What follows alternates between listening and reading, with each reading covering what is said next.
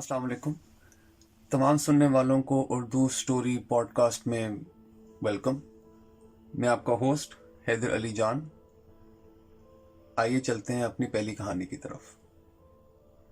हमारी पहली कहानी का उन्वान है बिस्मिल्लाह और इसके राइटर हैं सादत हसन मंटो। फिल्म बनाने के सिलसिले में ज़हीर से सईद की मुलाकात हुई। सईद बहुत मुतासिर हुआ। बम्बई में उसने ज़हीर को सेंट्रल स्टूडियोज में एक दो मरतबा देखा था और शायद चंद बातें भी की थी, मगर मुफस्सल मुलाकात पहली मरतबा लाहौर ही में हुई। लाहौर में यूं तो बेशुमार फिल्म कंपनियां थी, मगर सईद को इस तल्ख हकीकत का इल्म था कि इनमें से अक्सर का वजूद सिर्फ उनके नाम के बोर्डों तक ही महदूद है। ज़हीर ने जब उसको अकरम की मार्फत बुलाया तो उसको 100% यकीन था कि ज़हीर भी दूसरे फिल्म प्रोड्यूसरों की तरह खोखला है, जो लाखों की बातें करते हैं, ऑफिस कायम करते हैं, किराए पर फर्नीचर लाते हैं और आखिर में आसपास के होटलों के बिल मारकर भाग जाते हैं। ज़हीर ने बड़ी सादगी से सईद को बताया कि वो कम से कम सरमाए से फिल्म बनाना चाहता है। बम्बई में वो स्टंट फिल्म बनाने वाले डायरेक्टर का असिस्टेंट था। 5 बरस तक वो उसके मातहत काम करता रहा। उसको खुद फिल्म बनाने का मौका मिलने ही वाला था कि हिंदुस्तान तकसीम हो गया और उसे पाकिस्तान आना पड़ा। यहाँ वो तकरीबन 2.5 साल बेकार रहा, मगर इस दौरान में उसने चंद आदमी ऐसे तैयार कर लिए जो रुपए लगाने के लिए तैयार थे। उसने सईद से कहा, देखिए जनाब, मैं कोई फर्स्ट क्लास फिल्म बनाना नहीं चाहता। कम इल्म आदमी हूँ, स्टंट फिल्म बना सकता हूँ और इंशाल्लाह अच्छा स्टंट फिल्म बनाऊंगा। 50,000 रुपयों के अंदर अंदर 100% नफा तो यकीनी है। आपका क्या ख्याल है? सईद ने कुछ देर सोचकर जवाब दिया, हाँ, इतना नफा तो होना चाहिए। ज़हीर ने कहा, जो आदमी रुपए लगाने के लिए तैयार हैं, मैंने उनसे कह दिया है कि हिसाब किताब से मेरा कोई वास्ता नहीं होगा। यह आपका काम है, बाकी सब चीजें मैं संभाल लूंगा। सईद ने पूछा, मुझसे आप क्या खिदमत चाहते हैं? ज़हीर ने बड़ी सादगी से कहा, पाकिस्तान के तकरीबन तमाम डिस्ट्रीब्यूटर आपको जानते हैं। मेरी यहाँ इन लोगों से वाकफियत नहीं। बड़ी नवाजिश होगी अगर आप मेरे फिल्म की डिस्ट्रीब्यूशन का बंदोबस्त कर दें। सईद ने कहा, आप फिल्म तैयार कर लें, इंशाल्लाह हो जाएगा। आपकी बड़ी मेहरबानी है। ये कहकर ज़हीर ने मेज पर पड़े हुए पैड पर पेंसिल से एक फूल सा बनाया। सईद साहब, मुझे 100% यकीन है कि मैं कामयाब रहूंगा। हीरोइन मेरी बीवी होगी। सईद ने पूछा, आपकी बीवी? जी हाँ। पहले किसी फिल्म में काम कर चुकी हैं? जी नहीं। ज़हीर ने पैड पर फूल के साथ शाख बनाते हुए कहा, मैंने शादी यहाँ लाहौर में आकर की है। मेरा इरादा तो नहीं था कि उसे फिल्म लाइन में लाऊंगा, मगर उसको शौक है, बहुत शौक है। हर रोज एक फिल्म देखती है। मैं आपको इसका फोटो दिखाता हूँ। ज़हीर ने मेज का दराज खोलकर एक लिफाफा निकाला और उसमें से अपनी बीवी का फोटो सरका कर सईद की तरफ बढ़ा दिया। सईद ने फोटो देखा। मामूली खदोखाल की जवान औरत थी। तंग माथा, बारीक नाक, मोटे मोटे होंठ, आंखें बड़ी बड़ी और उदास। ये आंखें ही थीं जो इसके चेहरे के दूसरे खतूत के मुकाबले में सबसे नुमायां थीं। सईद ने गौर से उनको देखना चाहा, मगर मायूब समझा और फोटो मेज पर रख दिया। ज़हीर ने पूछा, क्या ख्याल है आपका? सईद के पास इस सवाल का जवाब तैयार नहीं था। उसके दिलो दिमाग पर दरअसल 2 आंखें छाई हुई थी, बड़ी बड़ी उदास आंखें। गैर इरादी तौर पर उसने मेज से फोटो उठाया और एक नजर देखकर फिर वहीं रख दिया और कहा, आप ज्यादा बेहतर जानते हैं। ज़हीर ने पैड पर एक और फूल बनाना शुरू किया। यह फोटो अच्छी नहीं, जरा सी हिली हुई है। इतने में पिछले दरवाजे का पर्दा हिला और ज़हीर की बीवी दाखिल हुई। वही बड़ी बड़ी उदास आंखें। ज़हीर इसकी तरफ देखकर मुस्कुराया। अजीबो गरीब नाम है इसका, बिस्मिल्लाह। फिर सईद की तरफ इशारा किया, ये मेरे दोस्त सईद साहब हैं। बिस्मिल्लाह ने कहा, आदाब अर्ज। सईद ने इसका जवाब उठ कर दिया, तशरीफ रखिए।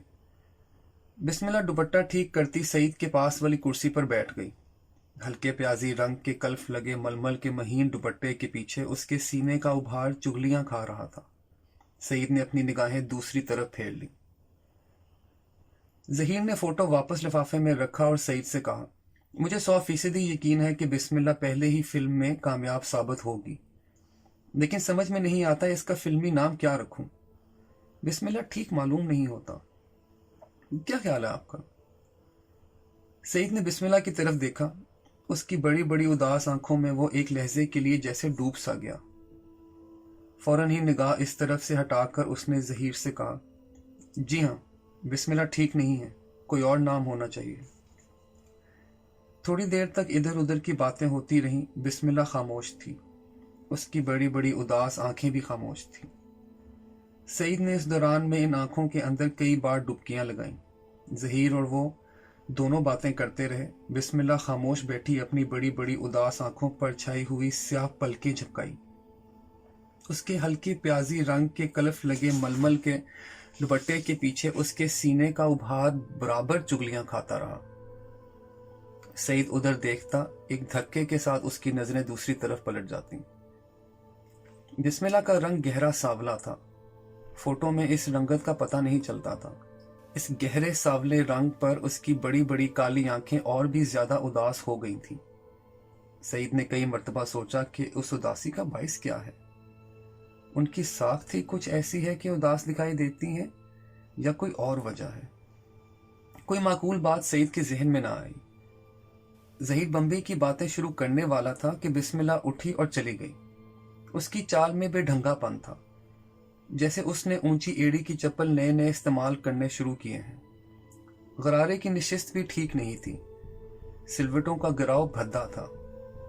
इसके अलावा सईद ने यह भी महसूस किया कि अदब आदाब से बिस्मिल्लाह महज कोरी है, लेकिन उसके गहरे सांवले चेहरे पर दो बड़ी बड़ी स्याह आंखें उदास होने के बावजूद किस कदर जज्बात अंगेज थीं। चंद ही दिनों में ज़हीर से सईद के ताल्लुकात बहुत गहरे हो गए। ज़हीर बेहद सादा दिल था। इस खास चीज से सईद बहुत मुतासिर हुआ था। उसकी किसी भी बात में बनावट नहीं होती थी। ख्याल जिस शक्ल में पैदा होता, सादा अल्फाज में तब्दील होकर उसकी जबान पर आ जाता था। खाने पीने और रहने सहने के मामले में भी वो सादगी पसंद था। जब भी सईद उसके यहाँ जाता, ज़हीर उसकी खातिर तवाज़ो करता। सईद ने उससे कई बार कहा कि तुम ये तकल्लुफ़ ना किया करो, मगर वो ना माना। वो अक्सर कहा करता, इसमें क्या तकल्लुफ़ है, आपका अपना घर है। सईद ने जब तकरीबन हर रोज़ ज़हीर के यहाँ जाना शुरू किया तो उसने सोचा कि यह बहुत बुरी बात है। वो मेरी इतनी इज्जत करता है, मुझे अपना दोस्त समझता है, और मैं इससे सिर्फ इसलिए मिलता हूँ कि मुझे इसकी बीवी से दिलचस्पी पैदा हो गई है। ये बहुत बुरी बात है। इसके ज़मीन ने कई दफ़ा उसे टोका, मगर वो बराबर ज़हीर के यहाँ जाता रहा। बिस्मिल्लाह अक्सर आ जाती थी। शुरू में वो खामोश बैठी रहती, फिर आहिस्ता आहिस्ता उसने बातों में हिस्सा लेना शुरू किया, लेकिन गुफ्तगू के लिहाज से वो खाम थी। सईद को दुख होता था कि वो अच्छी बातें करना क्यों नहीं जानती। कई मर्तबा ऐसा हुआ कि ज़हीर घर से बाहर था।